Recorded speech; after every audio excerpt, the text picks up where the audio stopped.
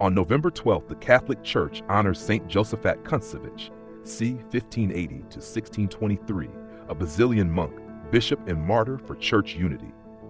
Born in Volhynia, modern-day Ukraine, to an Orthodox family, John Kuntsevych entered the Trinitarian monastery at Vilnius and took the name Josaphat.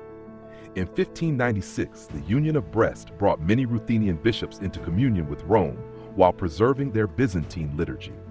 Josaphat was consecrated bishop in 1617 and appointed to Polotsk in 1618, dedicating his ministry to fostering union and peace within divided Christian traditions.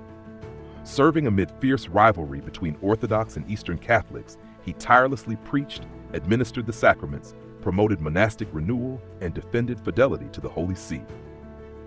During a pastoral visit in Vitebsk on November 12, 1623, he was attacked by a radical mob, struck down with an axe, and thrown into the river. His martyrdom became a powerful symbol of reconciliation and Christian unity. Beatified in 1643 and canonized in 1867, he is the first saint of the Eastern Catholic tradition, widely venerated in the Latin Church as a witness to unity.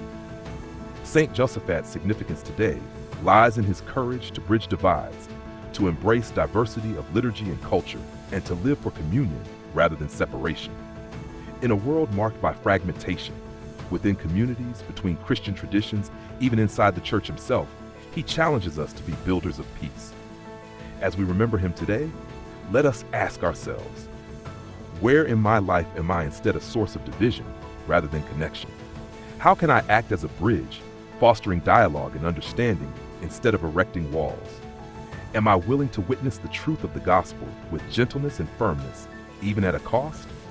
May Saint Josaphat intercede for the Church and for all Christ's faithful. Come, Holy Spirit, renew the face of the earth, starting with our hearts. Amen.